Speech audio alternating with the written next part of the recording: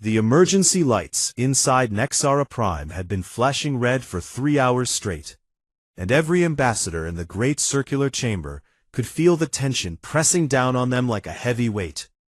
The orbital station, which served as the meeting place for over 400 spacefaring civilizations, had never been this loud or this afraid. Representatives from dozens of species were shouting over each other, waving their arms or tentacles or other limbs, and the translation systems built into the walls were struggling to keep up with the chaos. High Chancellor Vorith of the Salvari Dominion stood at the center of the chamber on a raised platform. He was tall and thin, with pale blue skin and 4 eyes that blinked one pair at a time. He raised both of his long hands and waited for the noise to die down. So he activated the chamber's silence protocol, and a deep hum filled the room, cutting off every voice at once. 3 colony worlds have fallen, Vorith said, his voice calm but heavy.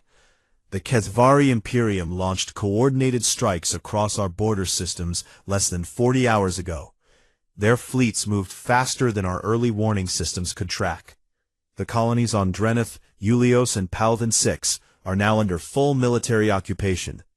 We have confirmed reports of orbital bombardment on civilian centers. The silence that followed was worse than the shouting. Hundreds of ambassadors sat frozen in their seats. Some of them had family on those worlds. Some of them had trade routes that passed through those systems.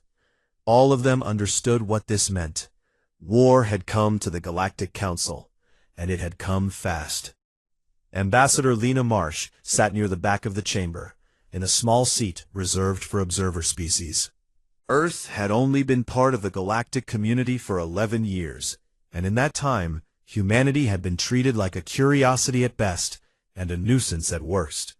They had been given observer status, which meant they could watch and listen, but had no vote and very little voice.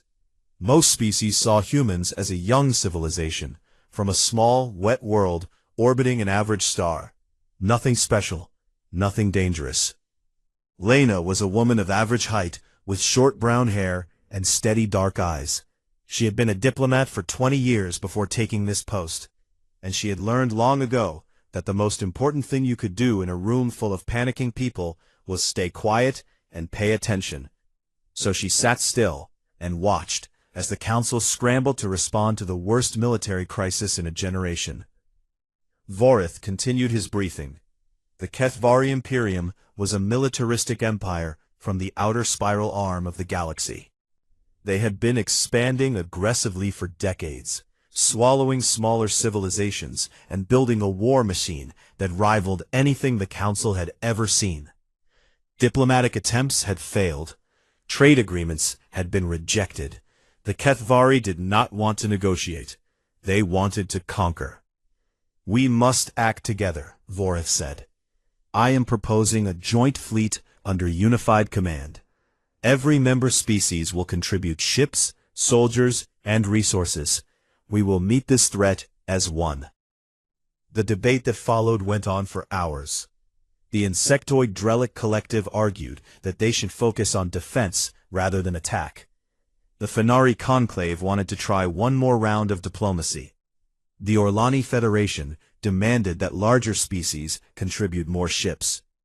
It was the same kind of arguing that always happened in the Council. Loud, slow, and ultimately frustrating. Lena watched all of it without speaking. She had no vote, so there was no point in raising her hand. But she was not doing nothing. Under the table, she had activated a small encrypted communication device built into her wrist console. She typed a short message, careful to keep her hands out of sight. The message was addressed to Admiral Danny Horton at United Earth Defense Command, a secure military facility buried deep under the Rocky Mountains back on Earth. It read, "Kethvari Imperium has declared open war on Council border systems. 3 worlds already fallen. Council is forming joint fleet, but response is slow and disorganized. Recommend Earth begin quiet preparations. This could spread." She sent the message and slipped her hands back onto the table. No one noticed. No one ever noticed the human ambassador. Over the next several days, the Council managed to pull together a joint fleet of roughly 600 warships from a dozen species. It was an impressive number on paper, but Lena could see the problems already. The ships were built by different civilizations with different technologies, different communication systems, and different ideas about how to fight a war. The commanding officers had never trained together. The supply chains were a mess, and worst of all, the Council had no real experience with large-scale warfare. Most of their conflicts over the past few centuries had been small border disputes settled with threats and trade sanctions, not actual combat. The Kethvari, on the other hand, had been fighting wars for as long as anyone could remember. Their entire society was built around military service and conquest. Every citizen served in the fleet. Every child was trained for battle. Their ships were heavy, powerful, and designed for one purpose: to break through enemy lines with overwhelming force. Lena knew all of this because she had been studying the Kethvari for years. Earth's intelligence agencies had been quietly gathering information on every major galactic power since first contact, and the Kethvari file was one of the thickest. She had read it cover to cover more than once. Back on Earth, Admiral Danny Horton received Lena's message in the middle of the night. He was a broad-shouldered man in his late 50s, with a shaved head and a reputation for being calm under pressure. He read the message twice, then picked up his phone and called General Connie Watts, the head of the Terrestrial Marine Corps. "We might have a situation," he said. Connie, who had been asleep, was fully alert within seconds. "How bad?" she asked. "Too early to tell," Horton said, "but I want our people ready." Quietly. Connie understood.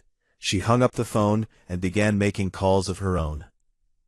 Meanwhile, aboard Nexera Prime, the Council celebrated the formation of their joint fleet, with speeches and ceremonies.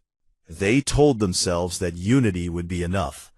They told themselves that the Kethvari could be stopped. Lena Marsh sat in her small seat at the back of the chamber and said nothing. She had seen enough of human history to know that wars were never that simple. She also knew something that none of the other ambassadors in that room seemed to understand yet: that the real danger was not the Kethvari. The real danger was what would happen when the Council's plan failed, and they had nowhere else to turn. She looked down at her wrist console. No reply from Horton yet. But she knew he had read the message, and she knew that somewhere, deep under the mountains of Colorado, wheels were already beginning to turn. 6 months passed, and the war tore through the galaxy like fire through dry grass. The Council's joint fleet, which had seemed so impressive during those early days, was shattered in a series of brutal engagements along the border systems. The first major battle at Corvin's Gate ended in complete disaster. The Kethvari fleet punched through the Council's defensive line in less than 2 hours, destroying over 100 ships and scattering the rest. The Council commanders, who had never fought together before, gave conflicting orders. Ships from different species could barely communicate with each other during the chaos of combat. Some retreated too early, others held position too long, and were surrounded. After Corvin's Gate, things only got worse. The Kethvari pushed deeper into Council territory, taking system after system with brutal efficiency. Their warships were heavily armored and carried weapons that could crack a planet's surface from orbit. Their tactics were simple but effective. They would arrive in overwhelming numbers, blast through whatever defenses were waiting, and then move on to the next target. They did not negotiate. They did not accept surrender. They simply conquered. By the time the Council lost its fourth major fleet engagement at the Battle of Osira Reach, 17 systems had fallen under Kethvari control. Refugee ships flooded the inner territories, carrying millions of displaced civilians from dozens of species. Space stations and colony worlds that had never seen conflict were suddenly overwhelmed with frightened people who had lost everything. Inside the Council chamber on Nexera Prime, the mood had changed completely. The confidence and ceremony of those early days were gone. Now there was only fear. High Chancellor Vorith looked like he had aged 20 years. His blue skin had turned pale, and his 4 eyes were heavy with exhaustion. The Selvari Dominion, his own people, were now directly threatened. The Kethvari front line was only 3 systems away from the Selvari homeworld. The Drelic Collective, the insectoid species that had contributed one of the largest fleets, announced that they were pulling their remaining ships back to protect their own territory. Their ambassador, a clicking, chittering creature with compound eyes, stood before the chamber and said that the collective's first duty was to its own hive worlds. The council could not protect them, so they would protect themselves. Other species began making similar noises. The alliance was falling apart. It was during one of these desperate sessions that Councillor Tyven of the Orlani Federation stood up and made a suggestion that stunned the entire chamber. He was a short, round creature with green-gray skin and nervous eyes, and his voice shook as he spoke. "We should ask the humans for help," he said. The reaction was immediate. Several ambassadors laughed out loud. The Fenari representative made a dismissive gesture with his 3-fingered hand. Even Vorith looked confused. The humans? The small, young species from the unremarkable planet in the unremarkable system? The ones who had been sitting quietly in the observer section for over a decade, barely noticed by anyone? What could they possibly do? But Tyven pressed on. He said that he had been reviewing Earth's history, something almost no one in the council had bothered to do, and what he had found was deeply unsettling and perhaps deeply useful. Humans, he said, had been fighting wars among themselves for thousands of years. Not small wars, massive, devastating conflicts that killed millions of their own kind. They had developed weapons, strategies, and tactics that no other species in the galaxy had ever imagined, because no other species had ever needed to.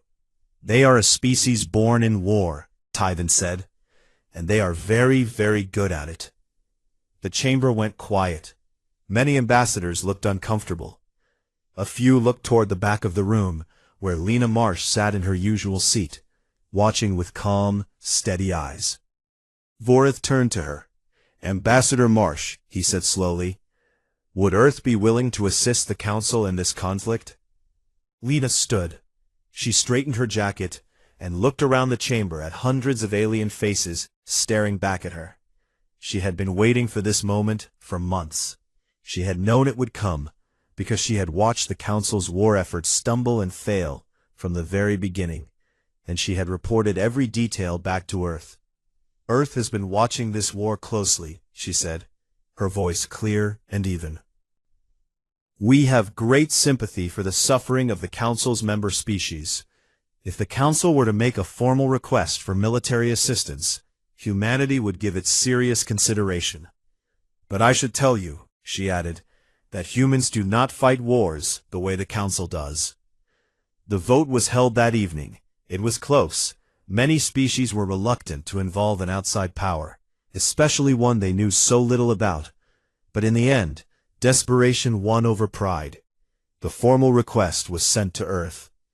8 hours later, the message reached Admiral Danny Horton's desk at United Earth Defense Command. He read it, set it down, and called a meeting. The room was small and windowless, buried deep underground.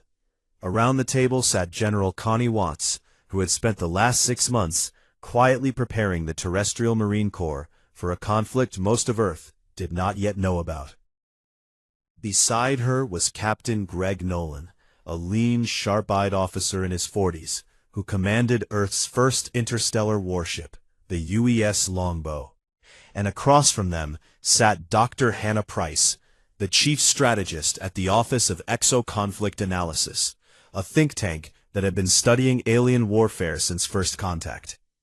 Hannah was a small woman, with glasses and red hair pulled back in a messy bun. She did not look like someone who spent her days planning how to defeat alien empires, but appearances were deceiving. She had one of the sharpest minds on the planet, and she had been waiting for this moment even longer than Lena had. She pulled up a holographic display of the war zone and began her briefing. "The Kethvari are strong," she said. "Their ships are tougher than anything the Council has, and they outnumber the remaining Allied forces by at least 3-1. But they have weaknesses." She tapped the display, highlighting the rigid formation patterns the Kethvari used in every engagement. "They fight the same way every time. Heavy formations, straight charges, maximum firepower. It works against the Council because the Council fights the same way. Line up your ships, shoot at the other ships, and hope you have more. Nobody in this galaxy has ever used deception, flanking, ambush, electronic warfare, or psychological operations against the Kethvari. Nobody has ever tried to outsmart them instead of outshoot them." She looked around the table and smiled. "They have never fought humans," she said. "They have no idea what is coming." Admiral Horton nodded slowly. He looked at Connie Watts. "Are the Marines ready?" Connie leaned back in her chair. She was a tall woman with broad shoulders and a face that looked like it had been carved from stone. "They've been ready for 4 months. Just say the word." Horton looked at Greg Nolan. "And the longbow?" Nolan grinned. "Fueled, armed, and bored, sir." Horton turned back to the message from the Council. He picked it up, read it one more time, and then set it down. "Tell Ambassador Marsh we accept," he said, "and tell the Council to stay out of our way." The human fleet arrived in the Valar system without warning. There was no announcement, no broadcast, and no grand entrance. One moment, the long-range sensors of the Council's remaining ships showed empty space, and the next moment, 12 human warships appeared out of nowhere, their engines cold and their hulls painted the same black as the void around them. The Council forces defending Valar had expected reinforcements. They had expected a fleet. What they got instead was a handful of dark, silent ships that refused to answer hails for the first 30 minutes after arrival. When Captain Greg Nolan finally opened a communication channel with the Council's local commander, a Selvari officer named Toron, his message was brief. "Captain Greg Nolan, UES Longbow, commanding Earth Expeditionary Force. We are here to help. Please hold your current positions and do not engage the enemy until we make contact. We need 12 hours. Toron was confused. The Kethvari had over 80 warships in the system, blockading the planet below where millions of civilians were trapped under siege. The Council had less than 30 ships left, most of them damaged. And the humans had brought 12 ships, and they wanted everyone to wait? But orders from the Council were clear. Cooperate with the humans. So Toron held his position and watched. For the next 12 hours, the human ships did something nobody expected. They split into 3 groups of 4 and moved slowly, silently, into the dense asteroid belt that stretched across the outer edge of the Valar system. Their engines were barely active. Their communications were encrypted so tightly that not even the Council's best signals officers could pick up a whisper. They simply disappeared into the rocks and went dark. Meanwhile, aboard the UES Longbow, Greg Nolan stood in the Combat Information Center, a dim, quiet room filled with glowing screens and the low hum of electronics. His crew moved around him with practiced calm, each one focused on their task. These were not nervous soldiers going into their first battle. These were professionals who had trained for this moment for years. Nolan studied the tactical display. The Kethvari fleet was arranged in a classic blockade formation, a thick wall of warships surrounding the planet, with supply convoys moving in regular patterns between the fleet and a staging area further out in the system. The supply convoys were the key. Without them, the Kethvari fleet could not maintain its siege, and the convoys, unlike the warships, were lightly defended. "There," Nolan said, pointing at the display. "That is where we hit them." At 0300 hours, local time, the 3 human strike groups launched their attacks simultaneously from 3 different positions inside the asteroid belt. They came in fast and silent, running on minimal power until the last possible moment. The first group hit the Kethvari supply convoy from below, firing a concentrated volley of kinetic rounds and plasma torpedoes that tore through the transport ships before their escorts could react.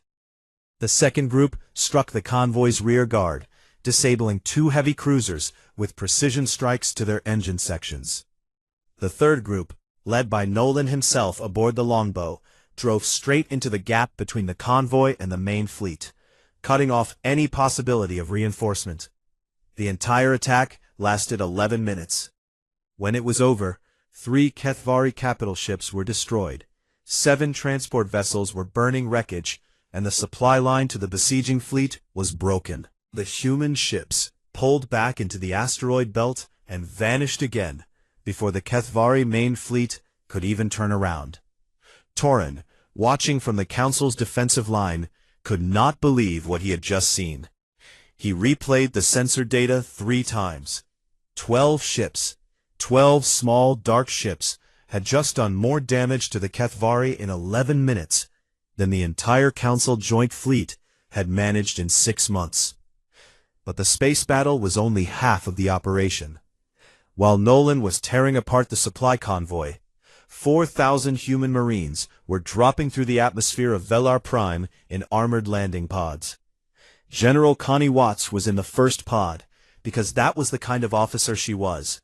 She did not lead from behind a desk. She led from the front, with a rifle in her hands and mud on her boots. The Kethvari had established a massive forward operating base on the surface, a sprawling complex of prefabricated structures, weapon emplacements, and communication towers that coordinated the entire ground occupation. It was heavily defended, surrounded by walls and guard towers, and patrolled by thousands of Kethvari soldiers. Any direct assault would be costly and slow. Connie had no intention of making a direct assault. The Marines landed at night, 10 kilometers from the base, in a dense forest that the Kethvari had not bothered to patrol, because they did not consider it a threat. The Kethvari fought in open formations on flat ground. They used heavy armor and overwhelming numbers. The idea of an enemy sneaking through a forest in the dark was not something they had ever planned for. Each team had a specific target: communication towers, power generators, weapon systems, command structures. They moved through the forest in complete silence, using night vision equipment and hand signals. No radio communication, no lights, no sound. The first sign the Kethvari had that something was wrong was when their primary communication tower went dark. Then their backup tower. Then the power grid for the eastern section of the base failed. Then explosions ripped through the weapons storage area on the north side.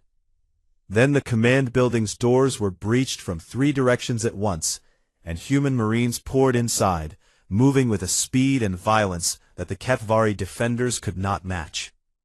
The Kethvari were larger than humans, stronger, and covered in natural armor plating. In a straight fight on open ground, they were fearsome opponents. But this was not a straight fight on open ground. This was close-quarters combat in dark corridors, and humans had been perfecting this kind of warfare for centuries.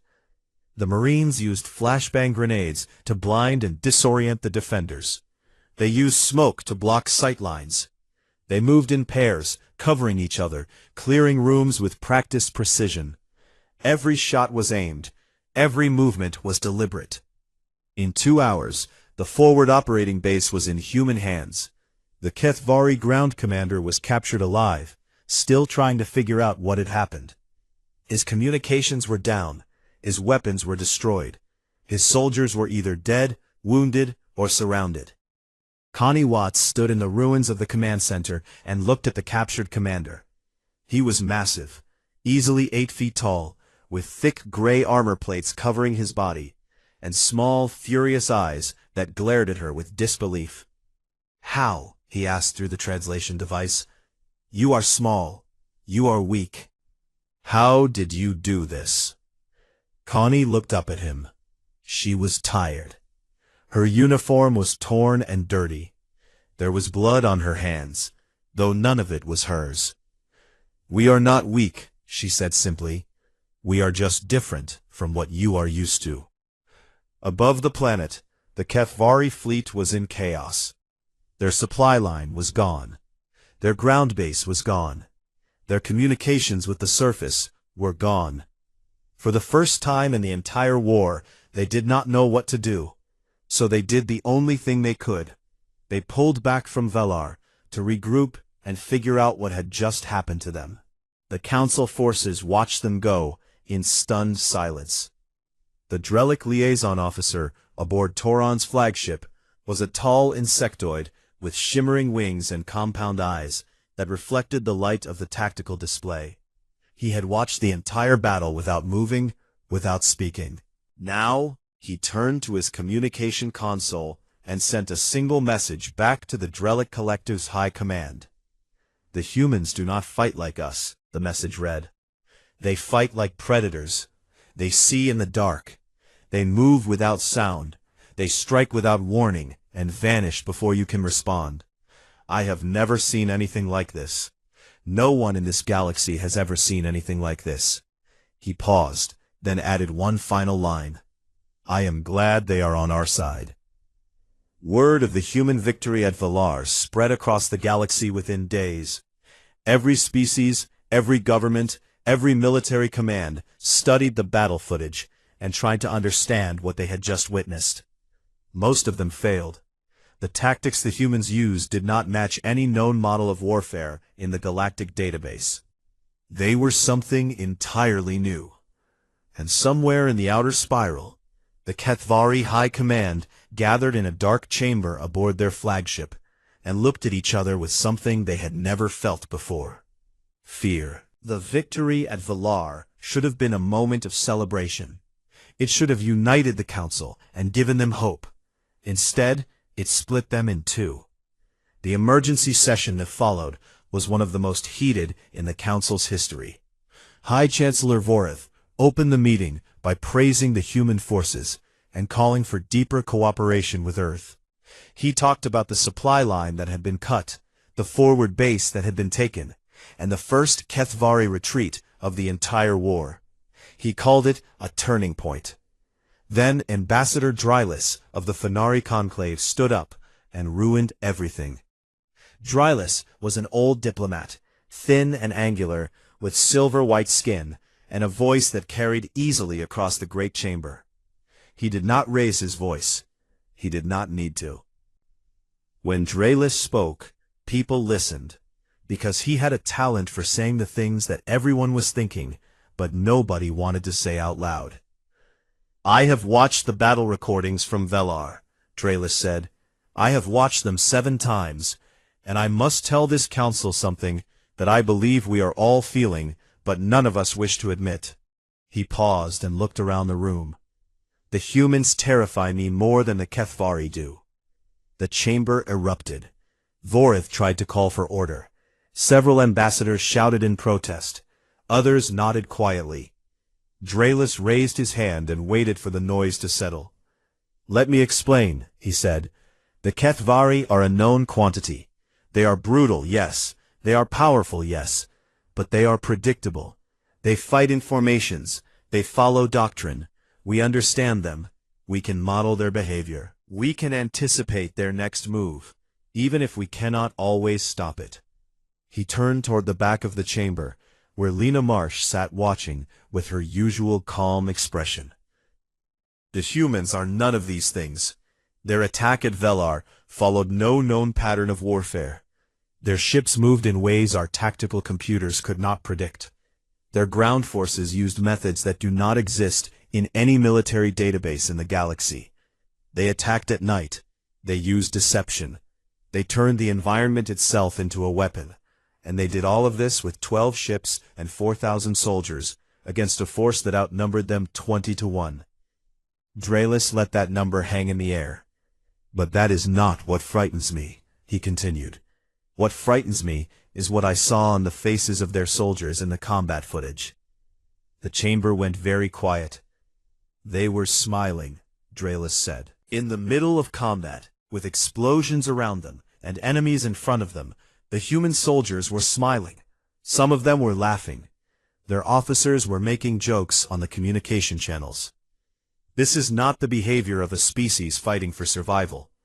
This is the behavior of a species that enjoys war. He turned back to face the full council. I have spent the last 3 days studying human history. What I found has given me nightmares. This species has been at war with itself, almost without stopping for over 10,000 years. They have built weapons capable of destroying their own planet. They have used weapons that poison the very ground they walk on. They have killed hundreds of millions of their own kind, in conflicts that lasted years, sometimes decades. And through all of that, they not only survived, they thrived. They grew stronger.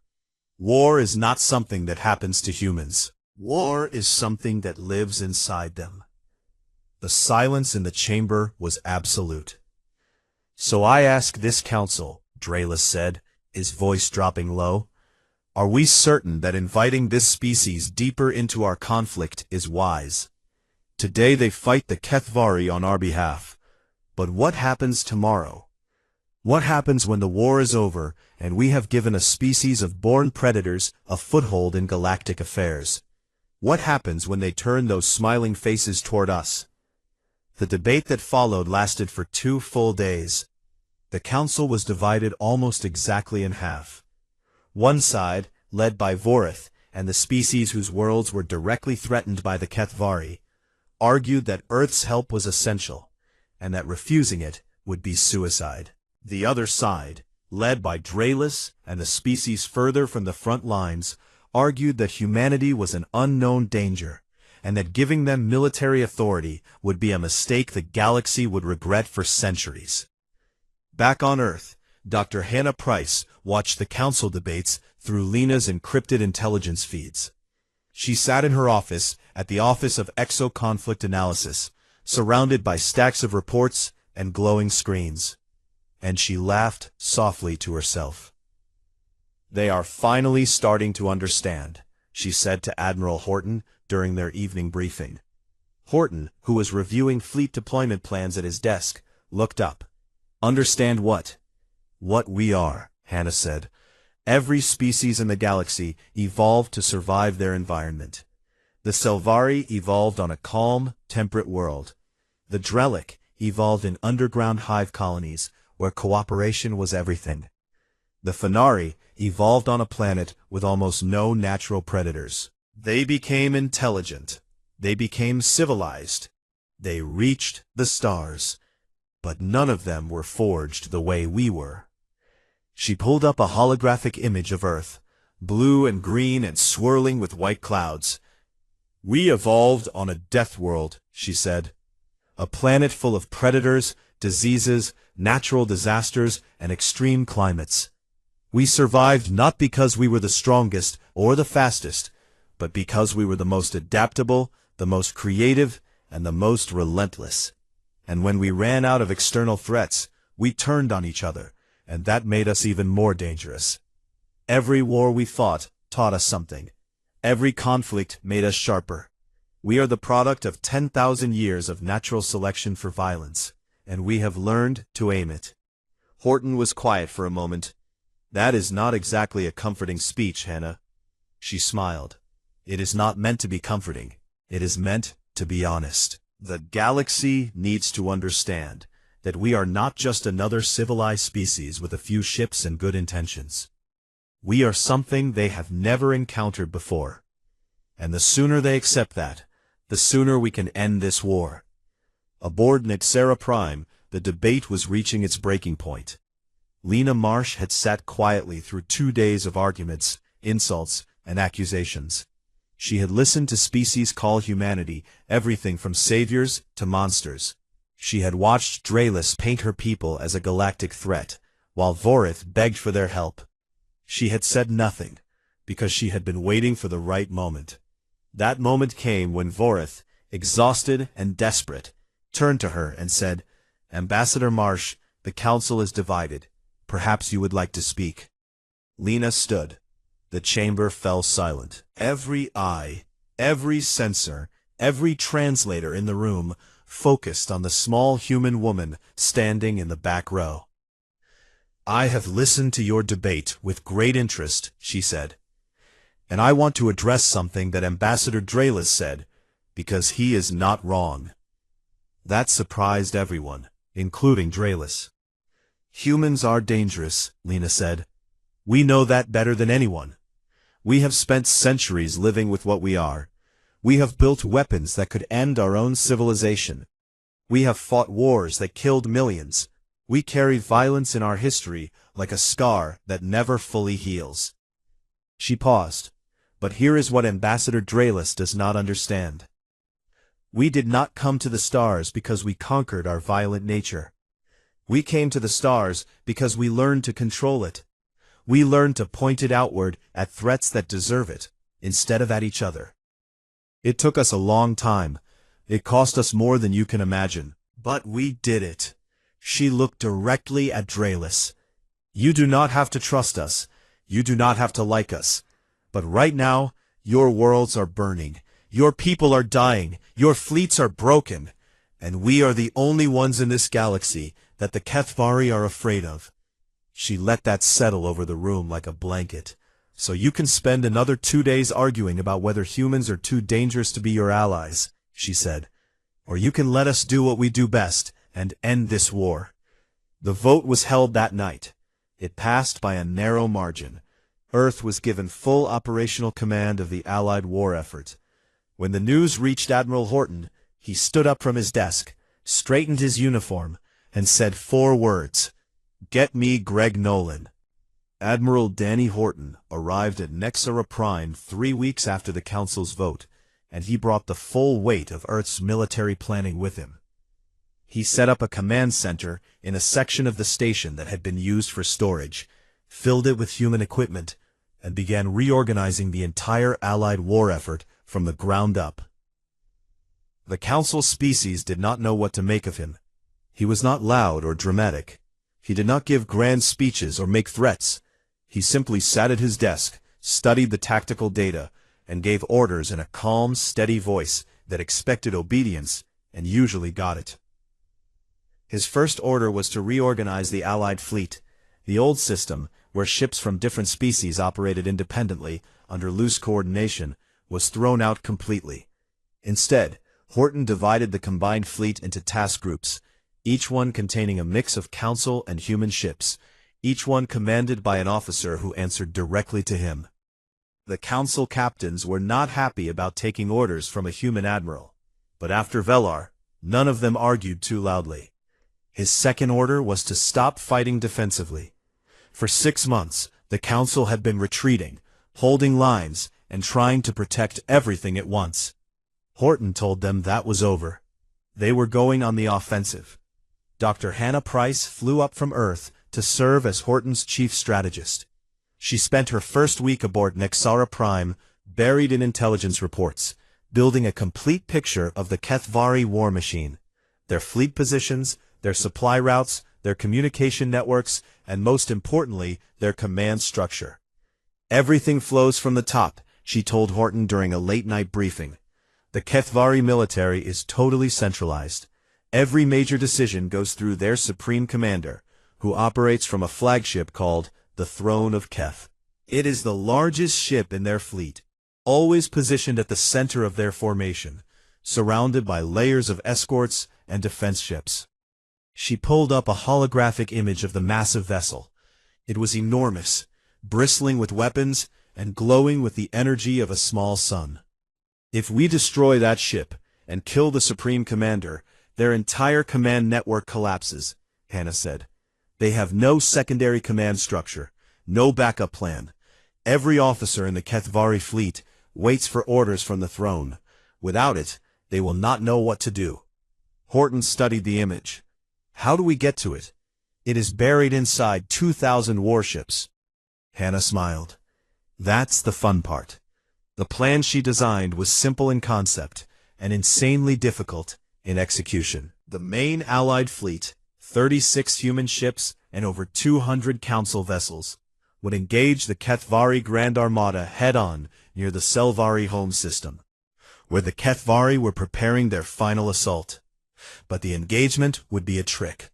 The Allied fleet would fight hard for exactly 20 minutes, then begin a controlled retreat, culling back in a way that looked like a genuine collapse, but was actually carefully choreographed. The Kethvari, who had spent 6 months watching the Council retreat, would see what they expected to see. Another defeated enemy running away. Their instinct would be to pursue, to chase the retreating fleet and destroy it completely. And in doing so, their formation would stretch and thin as faster ships pulled ahead of slower ones. That was when the second part of the plan would begin. Captain Greg Nolan and a strike group of 5 human ships, the smallest and fastest in the fleet, would be hiding in the sensor shadow of a nearby gas giant, running completely silent. When the Kethvari formation stretched during the pursuit, Nolan would drive his strike group through the gap in the enemy lines, straight to the center, straight to the throne of Keth. It was a suicide mission on paper. 5 ships against the most heavily defended vessel in the Kethvari fleet. But Nolan had studied the throne's defenses with Hannah, and they had found a weakness. The escort ships that surrounded the throne were designed to defend against fleet-scale attacks from long range. They were not designed to defend against a handful of small, fast ships that appeared inside the formation at close range. Nobody in the galaxy had ever been crazy enough to try something like that. Nobody except humans. The day of the battle, Horton stood in his command center aboard Nexara Prime and watched the tactical display as the Allied fleet moved into position. Across from him, on the other side of the system, the Kethvari Grand Armada assembled in a massive wall of metal and fire. Over 2,000 warships, the largest fleet the Kethvari had ever gathered, ready to crush the last resistance and claim the Selvari homeworld. "All units, this is Admiral Horton," he said over the fleet-wide channel. "You all know the plan. You all know what is at stake. Do your jobs, trust your training, and we will end this today. Horton out." The battle began at dawn, local time. The Allied fleet surged forward and hit the Kethvari line with everything they had. For 20 minutes, the fighting was savage. Ships on both sides exploded. Debris filled the space between the fleets. The Council ships fought harder than they ever had before, because for the first time in the war, they believed they could win. Then, exactly on schedule, the Allied fleet began to pull back. Horton gave the retreat order, and the fleet broke contact, turning and accelerating away from the Kethvari line. The movement was messy, chaotic, convincing. It looked exactly like a beaten fleet running for its life. The Kethvari took the bait. Their fleet surged forward in pursuit, thousands of ships accelerating after the retreating allies. The faster cruisers pulled ahead. The heavier battleships fell behind. The tight, disciplined formation that had protected the throne of Keth for the entire war began to stretch and thin, exactly as Hannah had predicted. Hidden behind the gas giant, Greg Nolan watched the Kethvari formation on his tactical display and waited. His hands were steady. Around him, his crew sat at their stations in complete silence. Every system powered down, except for passive sensors. The gap in the formation opened. It was narrow, and it would not last long. "Now," Nolan said. 5 human ships lit their engines and shot forward like arrows. They crossed the distance to the Kethvari formation in minutes, moving faster than anything the enemy had ever tracked. They hit the outer edge of the formation and plunged inside, weaving between massive warships that were too focused on the pursuit to notice the tiny vessels slipping past them. Nolan led the way. The UES longbow twisted and turned through the chaos, dodging fire from confused escort ships, slipping through gaps between capital vessels, driving deeper and deeper into the heart of the armada. 2 of the 5 strike ships took hits and fell behind, their crews fighting to keep the enemy escorts busy while Nolan pushed forward. Then he saw it. The throne of Keth. It was enormous, filling his entire viewport, glowing with power and bristling with weapons. It was the command center of the entire Kethvari war machine, and it was right in front of him. "All weapons," Nolan said. "Point-blank range. Fire everything." The UES longbow and the 2 remaining strike ships opened fire, at a distance so close that the throne's long-range weapons could not track them. Kinetic rounds, plasma torpedoes, and guided missiles slammed into the throne's hull in a concentrated barrage that lasted less than 30 seconds. The strikes hit the command section, the engine core, and the communication arrays simultaneously. The throne of Keth broke apart. Its lights flickered and died. Its massive hull cracked open, venting atmosphere and fire into the void. The supreme commander of the Kethvari Imperium died in the wreckage, and with him died every active command link in the entire armada. Across the battlefield, Kethvari ships stopped maneuvering. Orders stopped flowing. Captains who had never made an independent decision in their lives suddenly found themselves alone, with no instructions and no plan. Some ships kept fighting on instinct. Others turned and fled. Others simply drifted, their crews paralyzed by confusion. The Allied fleet, which had been retreating, turned around and attacked. What followed was not a battle. It was a collapse. The Kethvari Grand Armada, the most powerful military force the Outer Spiral had ever produced, fell apart in hours. Human ships led the counterattack, driving into the disorganized clusters and picking them apart with the same precision and ferocity they had shown at Velar. Council ships followed, fighting with a fury born of 6 months of fear and humiliation. On the surface of Selvari Prime, General Connie Watts led the ground liberation. Her Marines dropped from orbit in the middle of the night and tore through the Kethvari occupation force in 72 hours of continuous combat.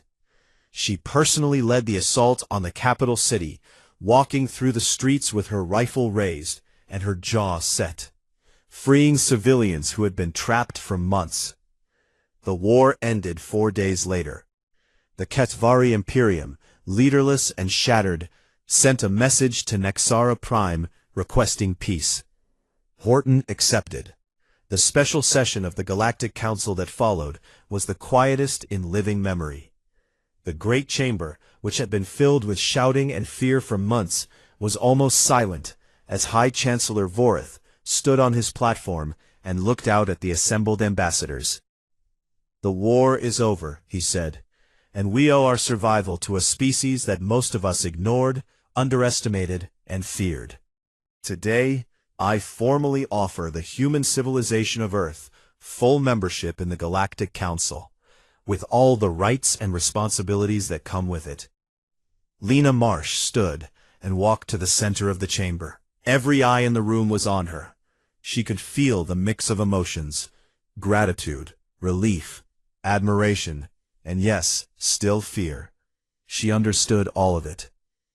"On behalf of Earth and all of humanity," she said, "I accept. We are honored to stand with you, and we hope to be good neighbors." She sat down. The chamber was quiet. Then slowly, the Fenari ambassador Draelis leaned toward her from his seat nearby. His silver-white face was unreadable, but his voice was soft. "Your species is terrifying, Ambassador Marsh," he whispered. Lena turned to him. She thought about all the centuries of war that had made humanity what it was. She thought about the millions who had died so that her species could learn, painfully and slowly, to be something better. She thought about Connie Watts walking through the liberated streets of a city on a world that was not her own, fighting for people she had never met. She smiled. "We know," she said. "That is why we try so hard to be kind." In the months that followed, the galaxy settled into an uneasy peace. Admiral Horton retired and went home to a quiet house in Virginia, where he spent his days reading and his evenings watching the stars. Captain Greg Nolan was promoted and given command of a new flagship, the UES Iron Will, the first in a new class of deep space warships.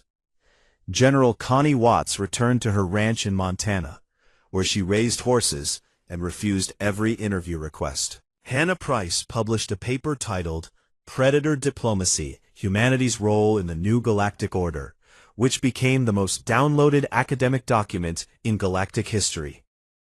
And across the galaxy, in council chambers and military academies and government offices on 1,000 different worlds, a new understanding took root. Humanity was not just another species. They were something the galaxy had never seen before, a civilization that carried war in its bones and kindness in its heart, and had somehow learned to balance the two. No one ever again suggested leaving Earth out of anything.